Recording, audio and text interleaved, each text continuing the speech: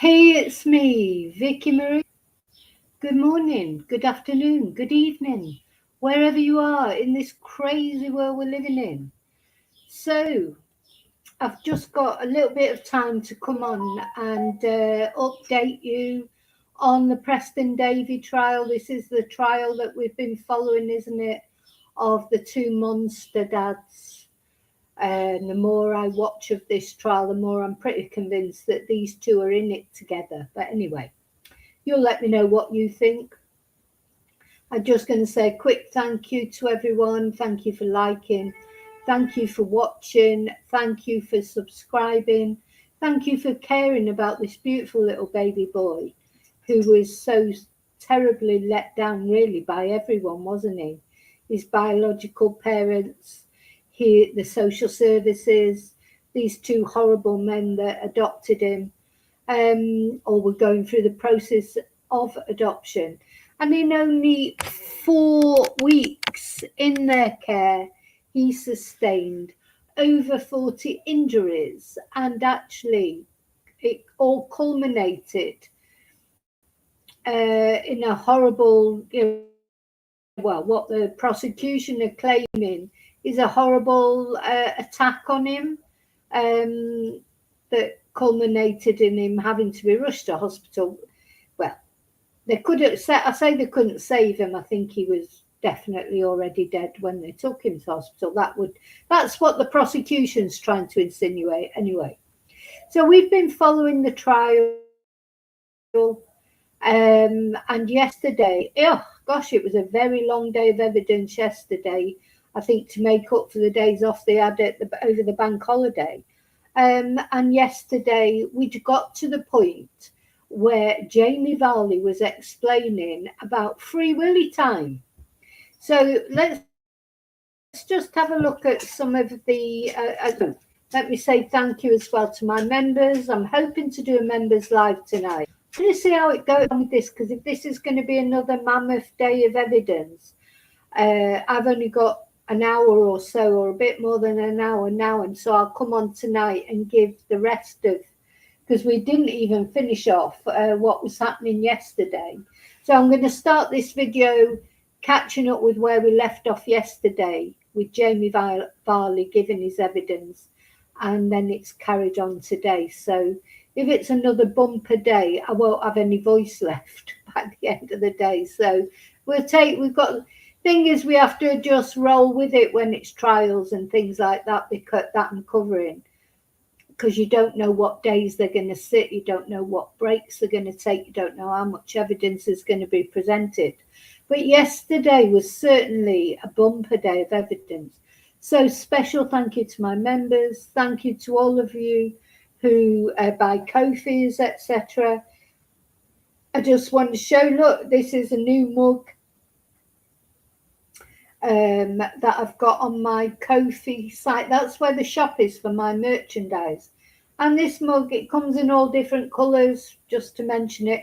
I don't like to mention things about merchandise and that really in Preston's videos, but the thing is, I'm doing so much of talking about Preston's trial at the moment. If I don't mention it on here, I won't get a chance to mention it at all. So it comes in all different colours, like this is the black, but it comes in red, green, yellow, blue, turquoise, you name, pink. So all different colours. Thank you to who ordered it already. Okay, I want to get on with this. This trial is so important, isn't it? Because Preston was 13 months old. He's just a baby. He hasn't got voice. We are his voice. We care about him, and we want to see justice for Preston. You know, I think from what we've seen so far, I mean, it's the jury that will make the final decision, of course. But what we've seen so far, I think we're pretty unanimous that this boy was not looked after very well by these adoptive parents. 40 odd injuries within 4 and 3 hospital admissions, the final one being fatal. In 4 months of having him in his care, hundreds of photos, hundreds of videos. inappropriate videos of this boy's genitals that, so your trigger warning is you are going to hear about very unpalatable things, and see how the snake Jamie Varley tries to, make out it was all just normal. It's all just normal, trying to record things for posterity. Because we focus on our children's genitals and, take videos of them and send them to our partners of us in the bath with them naked. Now, the thing is, I was thinking about it, because we're going to hear that there were photos and videos taken of Jamie as well being naked in the bath. It's showing his genitals. And I think that's something no parent does. Now, you may take your baby in the bath with you but would you take photos of it and videos of it, of your nudity, of your genitals? Just no, nobody would. I bet there's not one of you out there, unless you're a bit like him, who has got videos of your baby in the bath with you naked, but with you naked as well. I just don't think that is something that a normal parent would do. So there you go. So let's just put Preston's photo up.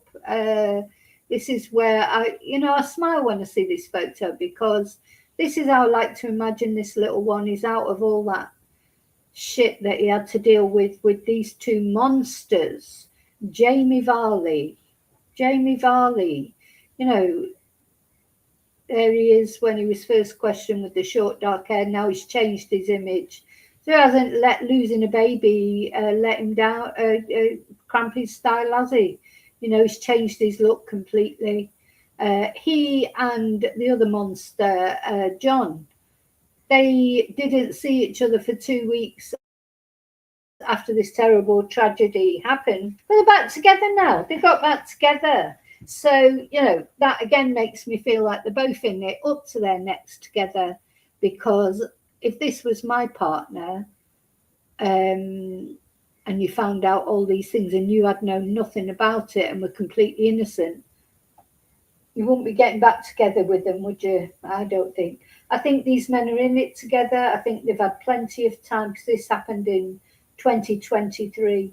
They've had plenty of time to concoct a story, excuses for what happened, what the videos, the this, that, and the other.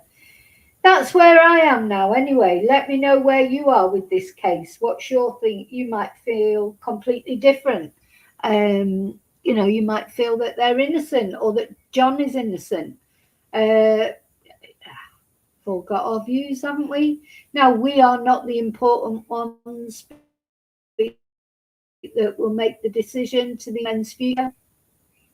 The jury's got that unenviable task of looking at all these horrible videos and photos of this poor little baby and hearing what happened. And they're the ones that will make the final decision, won't they? So, hi, lovely lurkers. Thank you for watching. Hi, replay crew. Thank you for watching. Somebody's in chat, so let's see who's in there.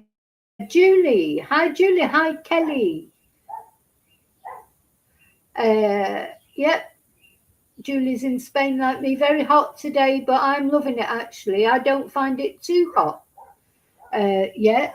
I'm quite happy now. So, but you're in Madrid, of course, which is hotter, isn't it? I think I'm more on the coastal area. And yeah, I agree. There needs to be a big investigate. How were they ever allowed to adopt a baby? The more we're hearing about Jamie's mental health, even if they were allowed to adopt the baby in the first place, where were the checks and balances? He was struggling. I mean, Jamie, to be fair, with his own admission, he was admitting he was struggling with Preston. Preston wasn't a good sleeper. And then things seem to be happening work-wise and relationship-wise.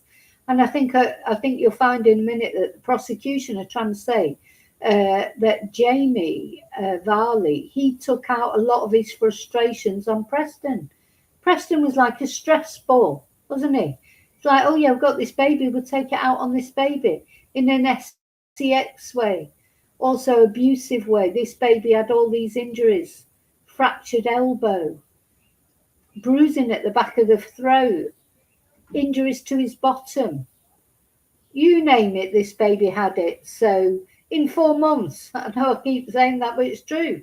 How many injuries can you inflict on a baby in 4 months? You know, it's a very short period of time, 10 injuries a month. How many attacks did this baby endure? 3 hospital admissions, the last one being fatal. So sadly, this is, you know, the facts in this case. This is not speculation. This is the evidence that's coming up in court. We've had medical people speaking, friends speaking. And hi, David. Hi, Lily. And we are currently still listening, sadly, to Jamie Varley holding forth. I've got to admit, I'd rather not listen to him. But you know what? His evidence is important, and it'd be nice to be a fly on the wall there, so that could actually, you know, hear his voice, etc. I'm going to put a picture of Preston up. He's this is him. Look at his lovely little smiling face. How could you hurt a little baby like that? How could you? And how could you look at that baby and get horny? You know. I mean, just disgusting. Disgusting people, in my opinion. In my humble opinion. So let's go to where we left off yesterday. Yesterday we left just before the evening in the UK time. So this is UK. It happened in Blackpool in the north of the UK, not far from Manchester. And it just literally, I had to go because I had Spanish classes. It was 1658. Mr. Wright says, Mr. Wright is the prosecution lawyer, says Mr. Varley had said that Preston was naked, so he had time to explore his own body. You know, he's 13 months old. He's got plenty of time to explore his own body. Oh, God. Anyway, Mr. Wright says there was no free willy time in the way you described it. So let's not forget this. Don't forget to get your Pinocchio emojis ready. So what this couple had said was that they used to let Preston lie without a nappy on, because this was something the foster parent told them about, free willy time, and they thought it was really funny because that's John's favourite film. Free Willy, and but the foster parent herself, because Preston was with the foster parent very briefly, but it sounds like at least he was content there. He had some happiness and love in his life. Foster parent has denied it completely, that it was ever an issue. Oh, but no, Jamie Varley and John, his partner, they've come together with this, concocted this story. In my opinion, it is a story, it's not true, and said that the foster parent said, oh, give him free willy time. So that's why they lay him there many times and took photos of his genitals, because that's what it was the foster mum's fault. That's what she told them to do, according to these. But the prosecuting lawyer said that is incorrect. There was no free willy time in the way you described it. Mr. Varley says that was incorrect. And Mr. Varley says that Sandra Cooper's evidence on this topic is 100% wrong. So Jamie Varley is accusing the foster mum of being a liar. And Mr. Wright asks, have you and John colluded? So don't forget, they've been back together. Before this trial, they've been back together. They've had plenty of time to get a story together. Have you and John colluded to give an explanation that you both share that is utterly untrue? And Mr. Varley replies, no, your statement is utterly untrue, sir. And Mr. Wright said, there would be no reason to conceal any reference to free willy time in messages shared with foster carers or the social workers, would there? And Mr. Varley says, I don't believe we made a reference to it, nor would there be a need. So we can tell from this then there's been no messages between them confirming this. Sandra, the foster mum, she is saying, no, this is not true. And they've got no messages between them to prove that it is true. But he's still insisting, no, it was her. And he says, Sandra did not give us advice. I need to make that clear. She said she does Free Willy time. She did not tell us to do it. We have many memories not raised in that app. And Mr. Wright says this was an effort to conceal what you were actually up to in recording these events. And Mr. Varley said that's not true. So then still yesterday at 5:04, the jury was shown an image of Preston in the bath that the prosecution alleges is an indecent image. And Mr. Wright asked Mr. Varley to explain it. And Mr. Varley says, it was a moment of bad judgment. It was me videoing him and him laughing. He added he found it funny. There was nothing more to it. In hindsight, I accept I shouldn't have done it. There is no intention. And Mr. Wright asked if he intended to play the video back on Preston's 18th birthday. And Varley says it's possible. Then there was the boo video. So remember, there was a video also of this twonk terrifying Preston by shouting boo at him. And Preston is visibly terrified. He found that funny as well, of course, because he's a sadist. And Mr. Wright says, what is funny about this? And Mr. Varley says, oh, Preston had previously laughed. It was just bad luck I caught the one he did not enjoy. He was giggling just before this. So that's another thing he said, isn't it, a couple of times, that the video or the photo that is taken, just before that he was laughing, or just after that he was doing, just in that moment he wasn't. He's such a liar. As soon as he opens his mouth, he's lie. Then at 5:09 yesterday, the jury was shown another image of Preston sitting between Mr. Varley's legs. Mr. Wright asks why he recorded it twice. And Mr. Varley says, oh, I'm not sure.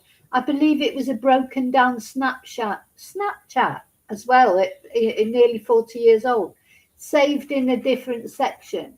Mr. Wright asks why Mr. Varley gave no comment when asked about it during a police interview on September the 14th. Were you really keen to assist the police in their investigation? Yes, I was, Mr. Varley said. And Mr. Wright says, you said there were a couple of videos where you said stop and that John was in the bathroom. Was he there while you were recording it? John was there. He came and went. Yeah, I bet he did. I didn't believe he was there, Mr. Varley says. And Mr. Wright asks, at no stage did John say, Jamie, it's not a good idea.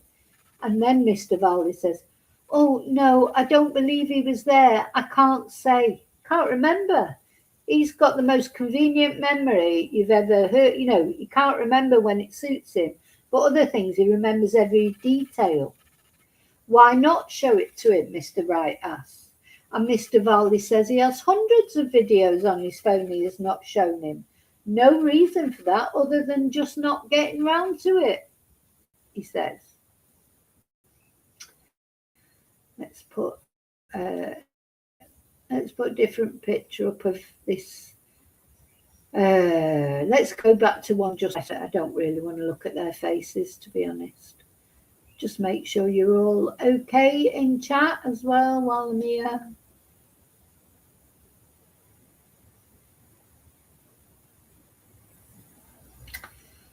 Exactly, Kelly. You don't take photos of it. And if you take photo, like say you took a photo, a general photo, I don't know, you wouldn't focus in on the genitals, would you?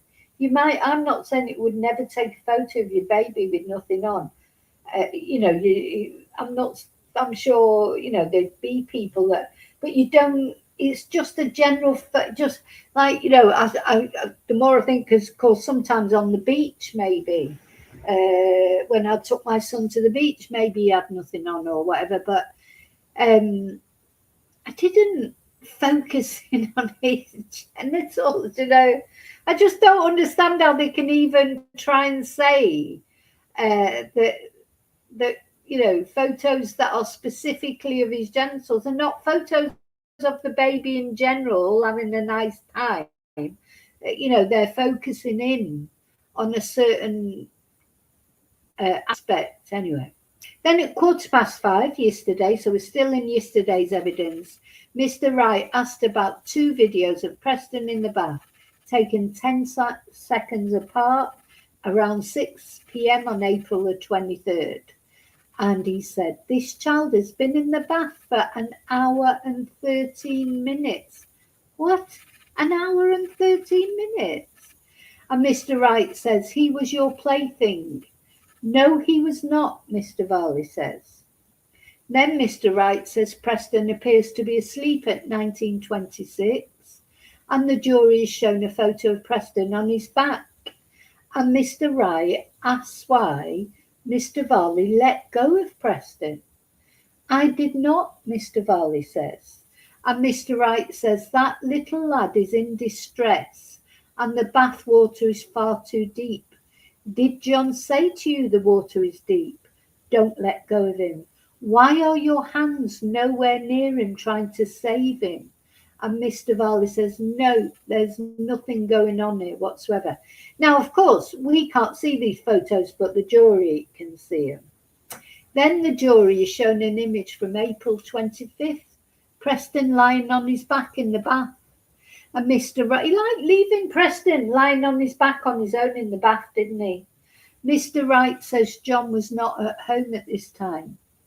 You are back in the bath with Preston. When was bath time? He said usually in the evenings. This was at around 14:50 p.m. That's a funny time to put him in the bath as well, because don't you normally give him a bath just before you put him to bed? This was a recording for your benefit, Mr. Wright says. And Jamie Varley says, if you're implying an SEX benefit, you're incredibly wrong. I think just when he got bored, he would just use poor little Preston as just a way of alleviating his boredom. Then the jury is shown an image of Preston lying between Mr. Varley's legs and pooing in the bath. Now, this is another thing.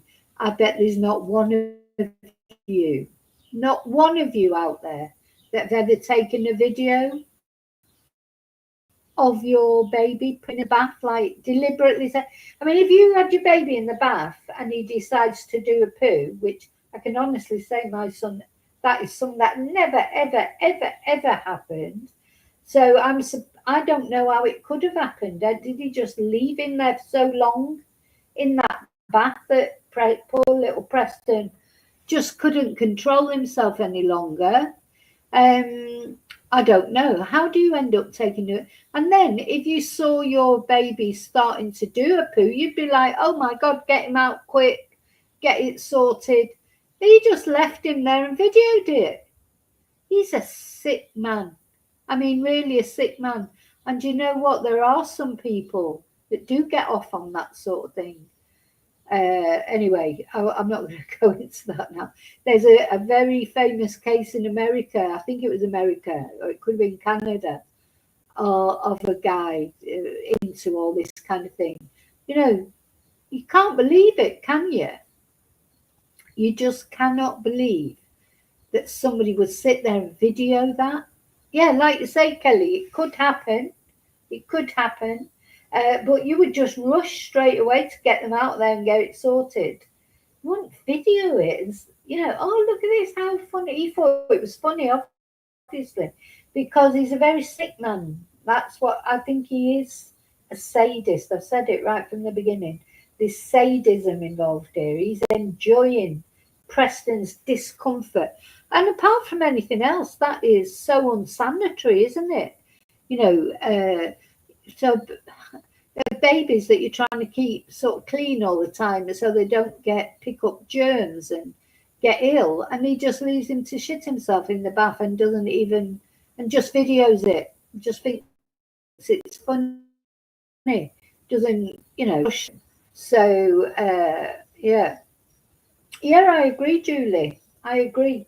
They're very this man is very immature and sad. We saw that when he was screaming for his mum at the hospital, even though he's like well into his 30s, not, he's on the way going towards 40. John's a bit younger, but he's still in his 30s. I mean, they're not like teenagers. But yeah, they've got no clue. They've got no clue how to look after a baby. They couldn't look after a hamster. You wouldn't leave a goldfish in their care because they're narcissists as well. Everything's about them and their relationship. And Preston just didn't matter, did it? Anyway, so he's pooing in the bath. And Mr. Wright says, this is 7 minutes and 38 seconds later. There's water in the bath here. Why did you record him defecating in the bath? And Mr. Valley says, oh, there's a history to this. I thought he was trumping. I tried to catch it on camera. It's something me and my sister did when we were children. And I still laugh about it to this day. Oh my God. Like you said, Julie, immature. They're laughing at oh yeah, haha, trumping, oh yeah, so funny.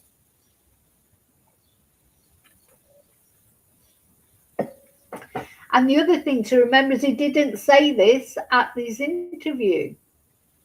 Mr. Wright pulls him up on that. Says, why at interview did you not give that explanation?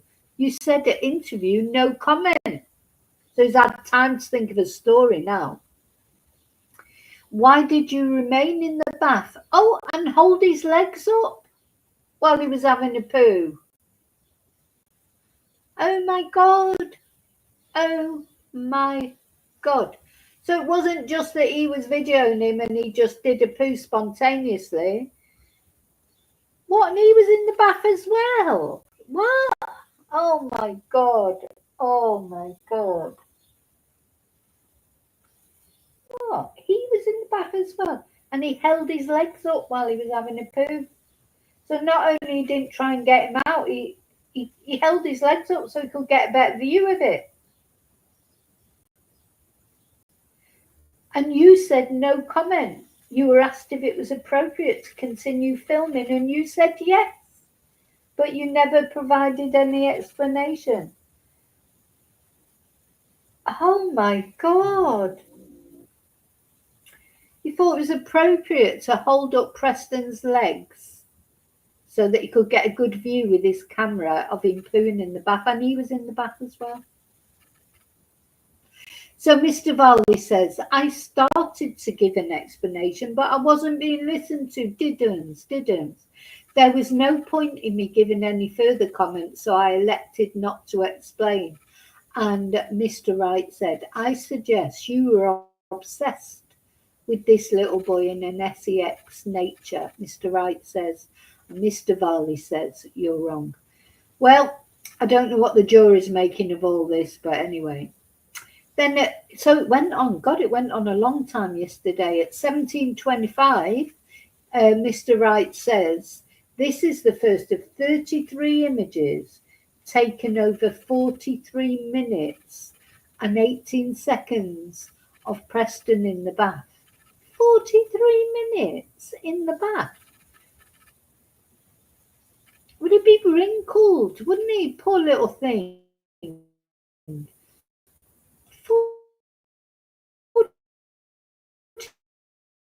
43 minutes. Oh.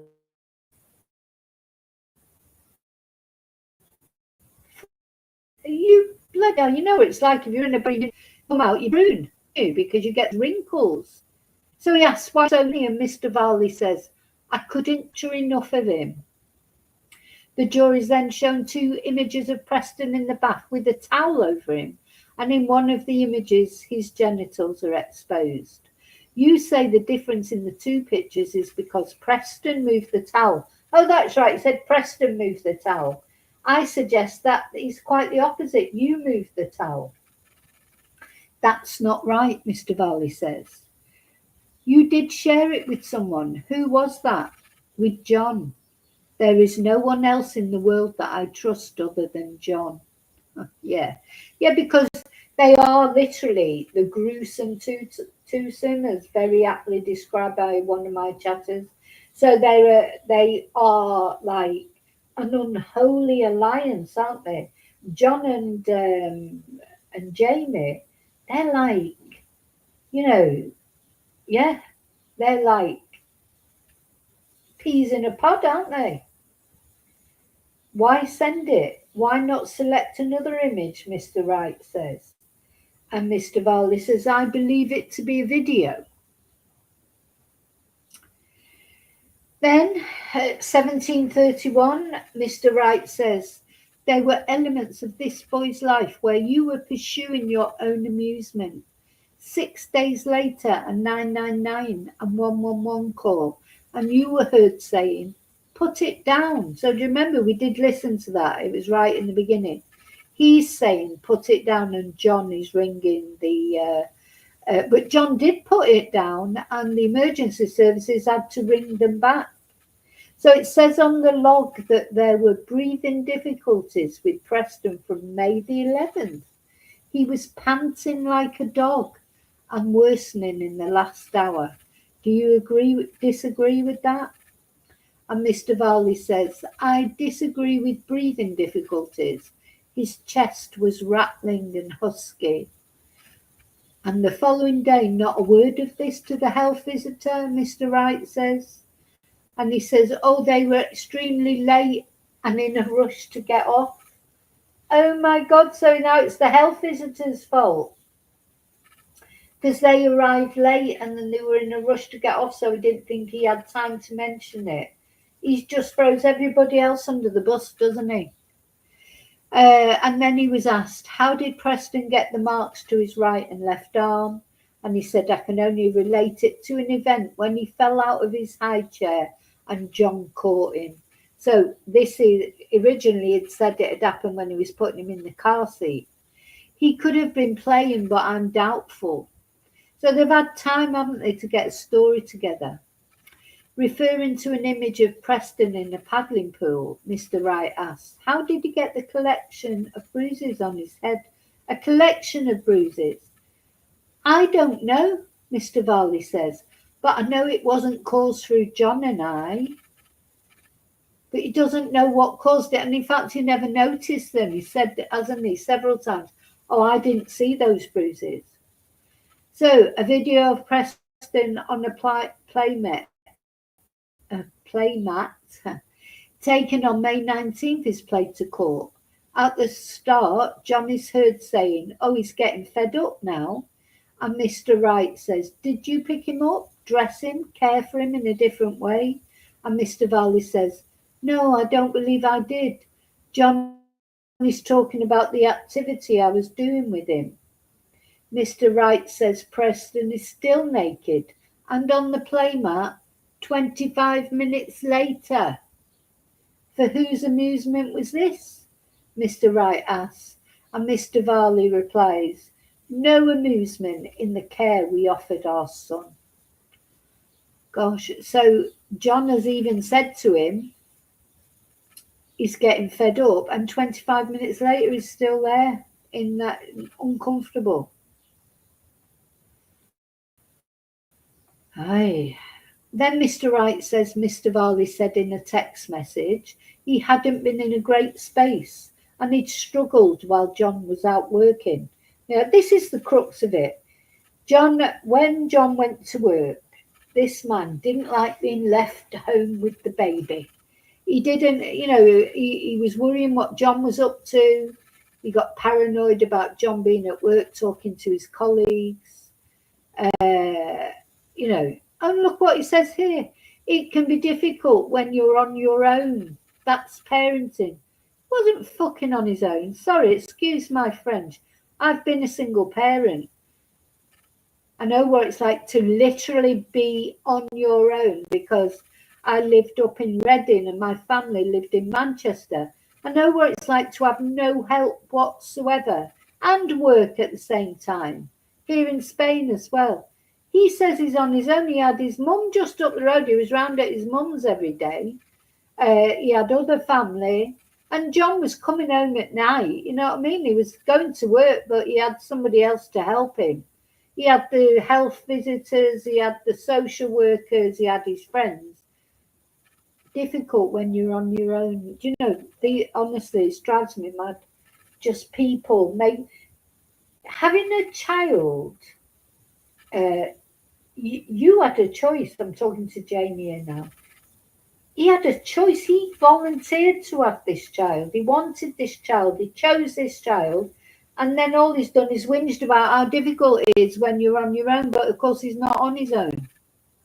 So Mr. Wright says at 5:27 on June the 11th, you sent John a link to a site about postpartum depression. So sorry, I'm laughing because postpartum depression in adoptive parents. What a drama queen he is. How's he got? He hasn't got postpartum depression. Do you know? It's like, oh my God. He's just attention seeking all the time. As the days and weeks went by, you were finding it hard to cope. Well, yeah, that's when you should have spoken to a social worker or the health visitor. You had all that support because you're in an adoptive situation. And anyway, Mr. Wright says that's the reason for the bruises to him on more than one occasion.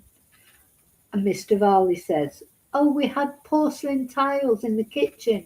There were many occasions where he could have banged his head. They were not caused by John and I. Oh. Anyway, then Mr. Wright refers to another video of Preston playing with his genitals. I am laughing and telling him to leave it alone, Mr. Varley says. And Mr. Wright says, you decided to take another clip of him playing in the paddling pool, naked, with the caption, your boy's got a stiffy again. Oh my God. Oh, disgusting. They're disgusting. I'm so sorry. I hope you're all okay out there. I'm traumatized. Just the more you hear, because I hadn't read this before. What a vile man. Your boy's got a stiffy again. 35 minutes later, he was still in the paddling pool. And Mr. Varley says that's where he loved to be. It's just my stupid personality.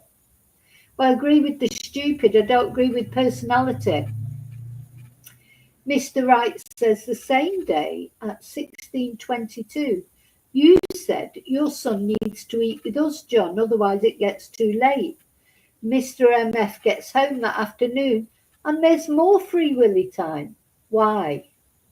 And Mr. Varley says he has not been dressed from the paddling pool. And Mr. Wright says, but that is hours later. And Mr. Varley says there's nothing wrong with this in our opinion. And Mr. Wright references another video of Preston touching himself with the caption, is this normal? And Mr. Varley says it's not about amusement, it's my personality. God, yes, psychopathic personality will do that to you. And Mr. Wright points out a bite mark. But Mr. Varley says, I don't see in a million years how anyone could think that's a bite mark. But that's what the doctors said.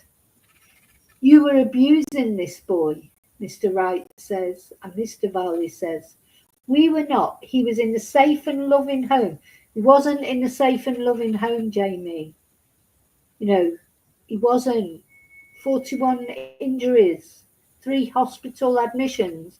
I don't think you'd describe that as a safe home, would you? He loved us and we loved him. I bet he didn't love you that much. You are wrong. No matter how many times I say so, you will not agree.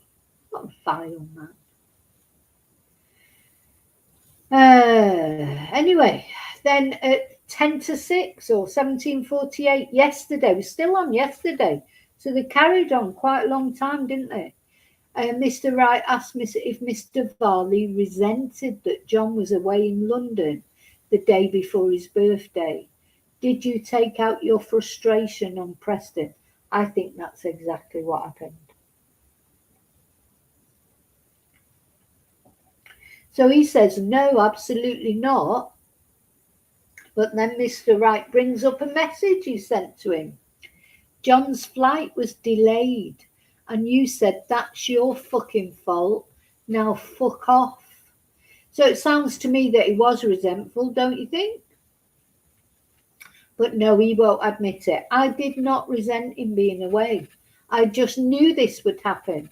I did not take out my frustrations on Preston. And Mr. Wright says, Preston was being abused by you. Why say boo, waking him up? And Mr. Varley says, it was to keep him awake. I put him in his cot. I was trying to keep him awake. I was not trying to be cruel. Well, if you're trying to keep him awake, you don't put him in his cot, do you? You wouldn't know the truth if it slapped him across the face, this guy. Mr. Wright says, at the interview you were asked why you were trying to keep him awake and you twice said no comment. And Mr. Varley says, oh, those interviews went on a long time and I was following advice from my solicitor. And Mr. Wright says, you were sharing your ill treatment of him with Mr. McGowan for Zachary. And then Mr. Varley said, no, it was me showing how much he can fight his sleep. Mr. Wright says, you then sent him another video. Do these images capture that happy, bubbly little boy? And Mr. Varley says, well, not in that moment, no. And Mr. Wright says that, and in another video, 40 minutes later, Preston is obviously unwell. And Mr. Varley says, yes, I believe he was having a seizure. And Mr. Wright asks why he recorded him on the floor. So he's having a seizure and he's on the floor. And Mr. Varley says, I was evidencing his seizures for future reference. And Mr. Wright says, was this the after effects of him being obstructed his breathing? This was all done for what I suggest was a punishment directed at your absent partner. You were taking it out on Preston. And Mr. Varley says it was not. I was trying to find my son and looking for the Calpol. Mr. Wright says, this was your way of punishing both him and your partner. You were using that child as a plaything for your own perverted purposes. I'd say that's pretty spot on. But Mr. Varley says, no, you are incredibly wrong. I was sick of him saying he would be back at a certain time and he wasn't. Do you think John had somebody else? You know, why saying he would be back at a certain time but he wasn't? Do you think he suspected that John was seeing somebody else? It's all about you and the stress placed on you and the disruption to your life and the resentment it built, said Mr. Wright. But Mr. Varley said, no, it was about all of us. Oof. So that was the end of yesterday's proceedings. So I am going to go on and talk about today's proceedings from this morning. I'll just check you're all okay here in the chat. Absolutely sick.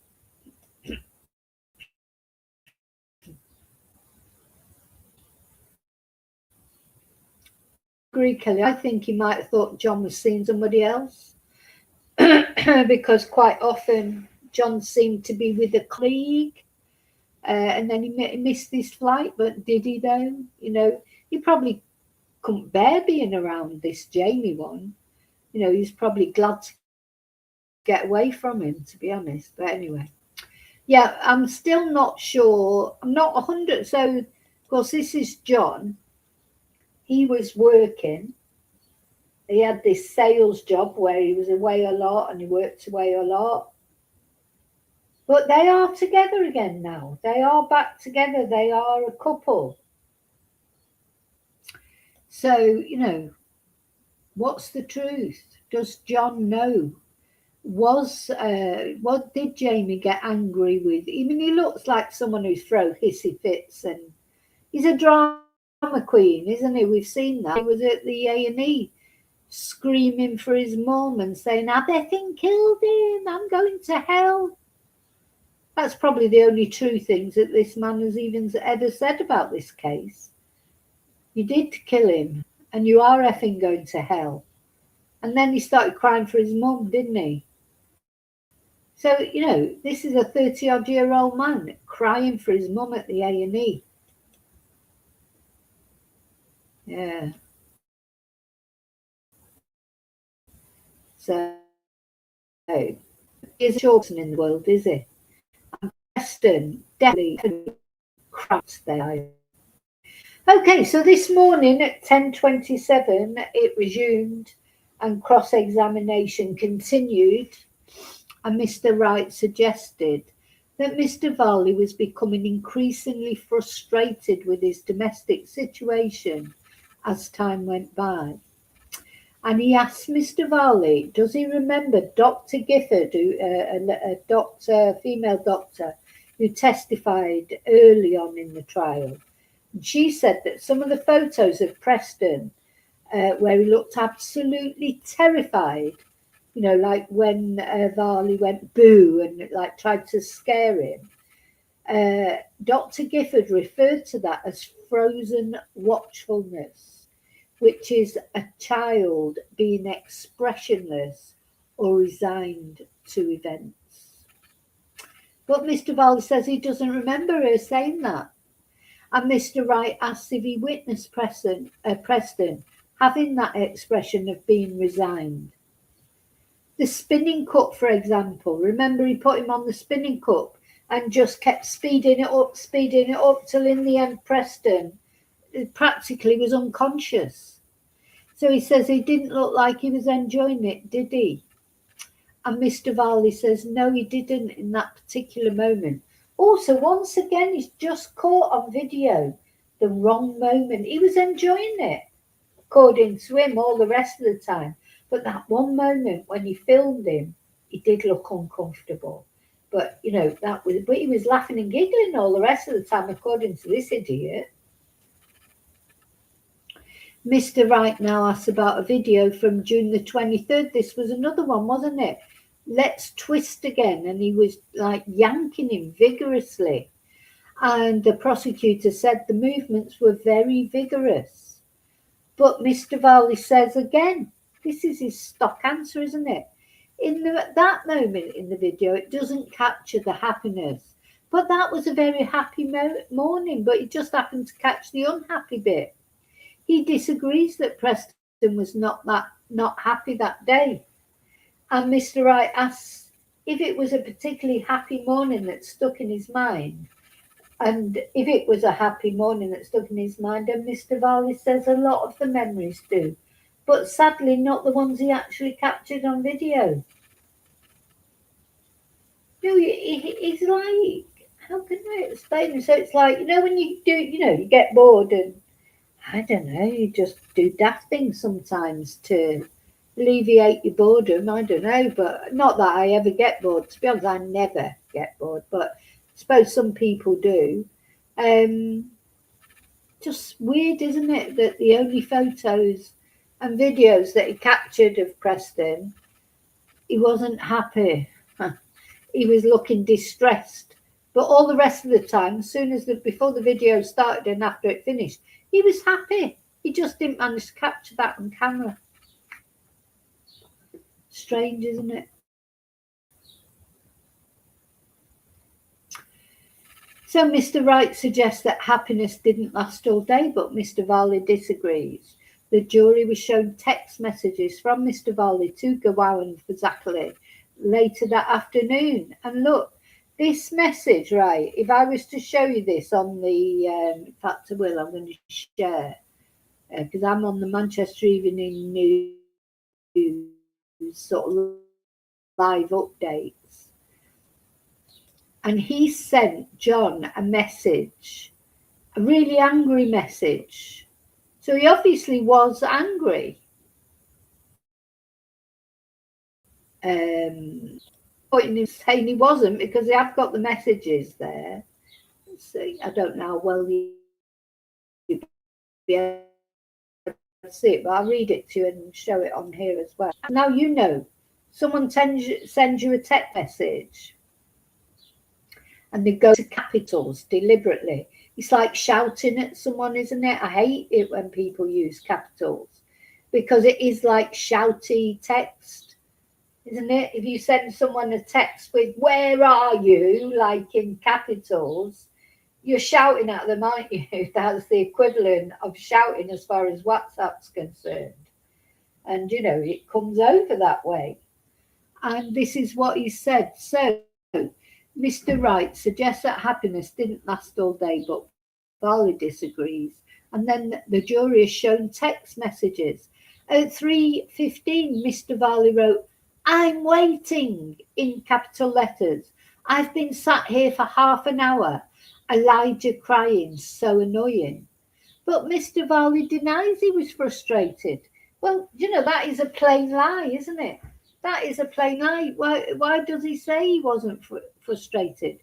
Why doesn't he just admit I was upset because Preston was crying and I was, you know, it's a human emotion to get frustrated, you know, but denying it, you just think, well, he's lying about everything else, isn't he? Why is he lying about that? He's clearly frustrated when you send a message in capitals like that. And Mr. Wright asks what was annoying him, and he says he was sitting around waiting for GF to arrive. However, he says the baby's crying didn't affect his state of annoyance. Well, why did he mention it then? He was crying. We had things to do. We needed to get a move on. Why didn't he just go and do it, whatever it was? No, I wouldn't sit around there waiting. I'd just go. Mr. Wright suggests he was annoyed that once again he had been left holding the baby, but Mr. Varley disagrees.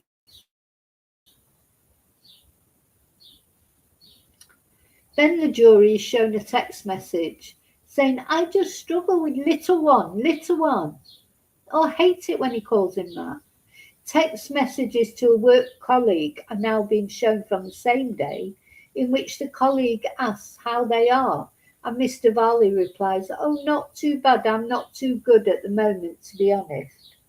Mr. Varley then referred to work, Preston, his admission into hospital, because he'd been he means Preston's admission into hospital, and being spoken to by the police about the baby's bruises. Mr. Varley goes on to say they weren't spoken to by the police, but the hospital informed them the police had been notified. And Mr. Wright asks if he remembers Dr. Gifford's opinion about the clusters of bruises seen on Preston. And Mr. Varley says he does. The message continues that the birth mum was contesting the adoption and the social worker wanted them to meet her. Now remember, we've had this theory that Preston's real mum was a girl who was actually, when she was 14, actually did murder an old lady along with her friend. So we're going to look at that in another thing. So she contested the adoption. So it sounds to me like that Preston's real mum didn't have a choice in the adoption, and now she's contesting it anyway. It's a shame she didn't get him, to be honest, because I know, you know, she'd done a terrible thing when she was a teenager, but maybe she would have looked after Preston better. Let's hope, you know. Well, we'll never know now, but. So the social worker wanted them to meet her, and Mr. GF's workplace was making redundancies. So there was all these problems going on in the background. And Mr. Varley says he wasn't troubled by redundancies, but he says it was worrying. And the message goes on, and he says, "I just struggle with little one. And Mr. Varley said it was all about his routine. It was difficult.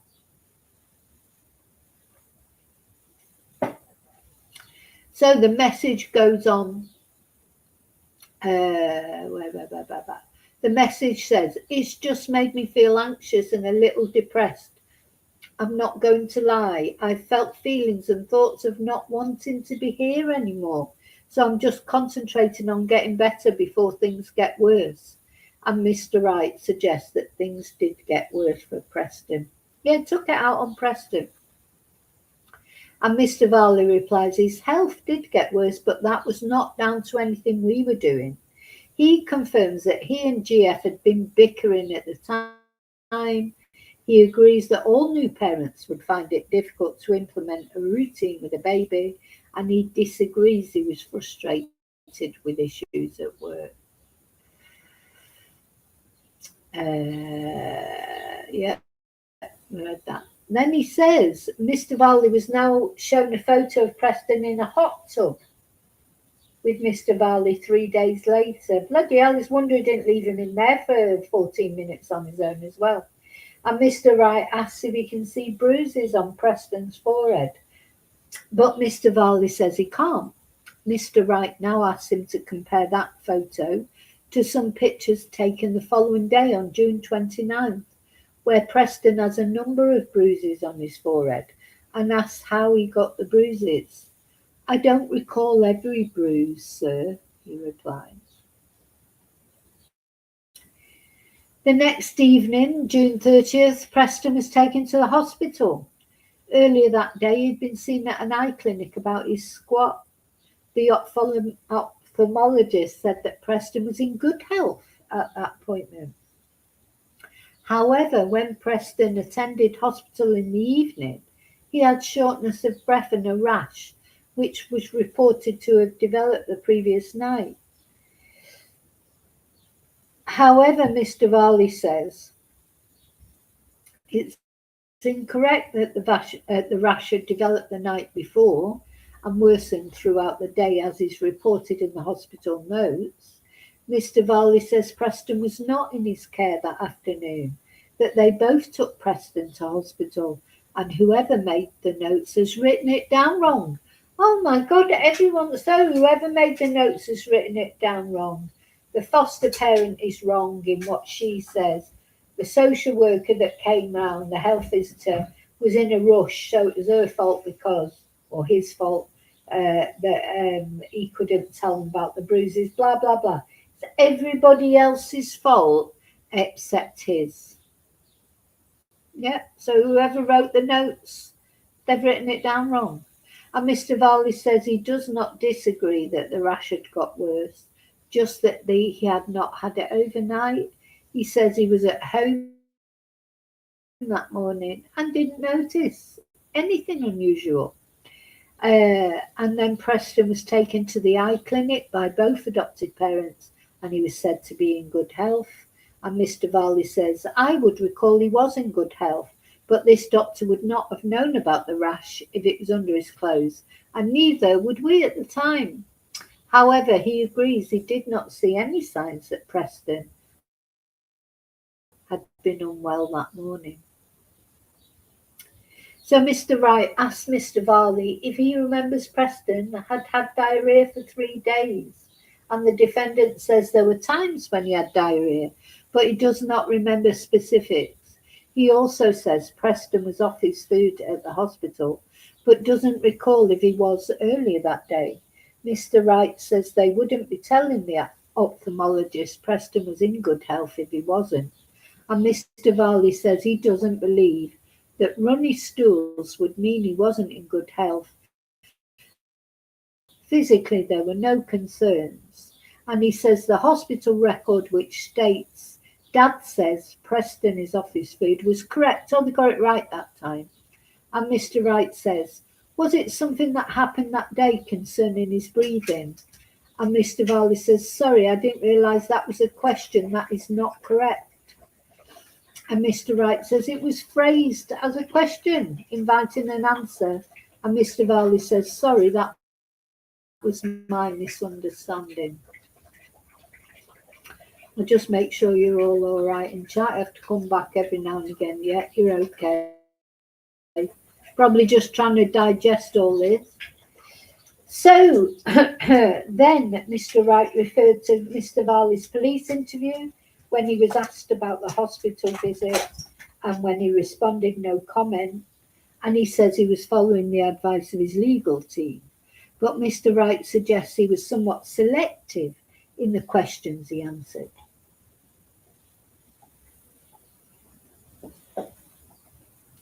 The defendant says that in the environment it was getting very repetitive. There was no point in him answering some questions. And then Mr. Wright pointed to a part of the interview when he was asked about how Preston got the bruises on his head. And Mr. Varley said Preston pulled a toy box onto himself. And Mr. Varley told officers there was a video of that incident taken on June the 18th. However, when he was asked when it happened during the interview, he asked, "I don't know." The defendant said it should have been no comment, but he found the situation very difficult and sometimes he wanted to fight back. He said it's not that he wanted to hide behind the advice when it suited him and tailor his answers. Mr. Varley said, Anyway, Mr. Wright said there was no mention of scooping vomit from Preston's throat or pressing on the baby's stomach like a tube of toothpaste. That's something he came up with later, isn't it? He was trying to say that that's what might have caused Preston's internal injuries and things. Because when he was trying to bring Preston round, he squeezed his stomach like a tube of toothpaste. Instead of taking him to the hospital, letting them deal with it. So Mr. Wright asked, was he trying to misrepresent the position to medical staff about the bruises? Because they had previously contacted safeguarding, and Mr. Varley says no. But Mr. Wright refers to medical notes which say bruises to head, toy box falling on head. Dad has videos of incident. But Mr. Varley says that's incorrect. Mr. Wright asked if the senior nurse on admission got it wrong, and Mr. Varley says yes. Oh my God, somebody else got it wrong as well. So the staff nurse got it wrong, he's asked. Correct, because we did not state where the bruises come from. Notice he says we there. They've got a story together by now. I presume John is going to give evidence as well, and they'll have got their story straight, won't they? So Mr. Wright says, you were together, you and John, giving an account of a situation that led to his condition and the bruises on his forehead. And Mr. Varley says your summary is wrong. And he then says, at no stage did John say to you, privately or publicly, Jamie, you've got this wrong. And Mr. Varley says, I don't know what we've got wrong. And Mr. Wright suggests the toy box incident happened 2 weeks earlier. Is it you were covering up for what was really happening to that little boy? Yeah. And Mr. Varley says, you've got it wrong. Very, very wrong. Everybody's wrong, aren't they? He then says he'd shown the video to a nurse. He said he was petrified of allegations being made against him. He showed the toy box video as an example. Said that Preston had bruises that lasted a long time. And Mr. Wright asks, where in the interview does he say he showed the video as an example? And Mr. Varley says he didn't expand on his answers then. God, lies. And then Mr. Wright says, how did he get those bruises you were being asked about? And Mr. Varley said, I don't know, but I can give examples of when he was injured by things. Now, I might have to finish in a minute. How far am I going to go to? Oh, yeah, I'm near where we've got to, so I'll carry on to the end of this. So these are all from today. Remember, these are the events of today. At 11:15, the questioning turned to the events of July 2023. On July the 4th, Mr. Varley messaged his partner at 8:47 saying, You can back him in a minute. Don't complain. Again, capitals. And then at 9:43 he said, I can't shower before you get home, so hurry. He agrees it was a typo and he meant bath. Yeah. However, he says he was not getting increasingly frustrated at his home and relationship situation. And Mr. Wright says, but on July the 7th, he was back in hospital with an avulsion fracture to his arm. God, this poor baby. And Mr. Varley agrees he had a fracture to his arm. And Mr. Wright says, why are there so many contradictory accounts from you as to how that little boy sustained that injury? And Mr. Varley says, there are not. And Mr. Wright asks if accounts given to the medical staff are incorrect. The odd comment, yes, so more. These medical staff, oh my God, they're crap, aren't they? Everything they say is wrong according to this twonk. Everything's incorrect. God. It reminds me a lot of Erin Patterson, the mushroom murderess. She did that, didn't she? She dealt with the questioning by just saying they were all wrong and she was right. In respect of Dr. Elbow from the fracture clinic, Mr. Wright asked the defendant whether the doctor misunderstood, and he said yes. And friends and colleagues. I think they've just come in at different points, Mr. Valley. So everybody's got it wrong except him. Then he was asked about Amy Shepherdson, who was a social worker. He refers to the account that Mr. Varley gave that they had visited John's parents and were late back. Preston had been put to bed, but he wasn't settled and they were in bed. And the prosecution suggests he feels the need to conceal what went on to cause the fracture. But of course, Mr. Varley disappears. Disagrees, I should say. Okay, so that's where they've got up to. They've got up to it's 11:16, the last comment. And I'm going to take a break now. I hope you're all okay. It's good to take a break every now and again as well. Hi, Jacqueline. Yeah, so many lies. It's just lie after lie, isn't it? On my what do we call it, community page, I'm going to put a poll. What people think. Are they likely to be found guilty, either one of them or both of them, or do you think they're going to be found innocent? Does anybody out there believe them?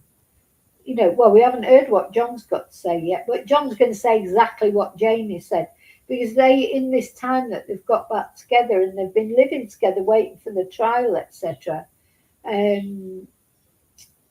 they will have arranged a story between them, won't they? And I think what somebody was saying yesterday is so true. Do you think, why would John have gone back with Jamie with all this evidence against Jamie? Well, John's gone back because he's complicit in it. He's in it up to his neck. And at the moment, these two are sticking together, saying the same thing. But is it going to come to a point where one of them throws the other one under the bus, like Maxine Carr and Ian Huntley? Is that what's going to happen in the end? The least guilty one? Because Maxine Carr, she obviously was guilty of covering up for Ian Huntley. She probably wasn't actually involved in the murder of those girls, in the Sohan murders, Holly and Jessica. So she was like guilty, but the least guilty, if you like. So she threw Ian Huntley under the bus, didn't she, in the end? Is this what's going to happen here, I wonder? I won't be surprised. There's still a long way to go, obviously, in this trial. Is somebody going to, say something shocking, in the end? Or is John going to come out and point the finger at Jamie?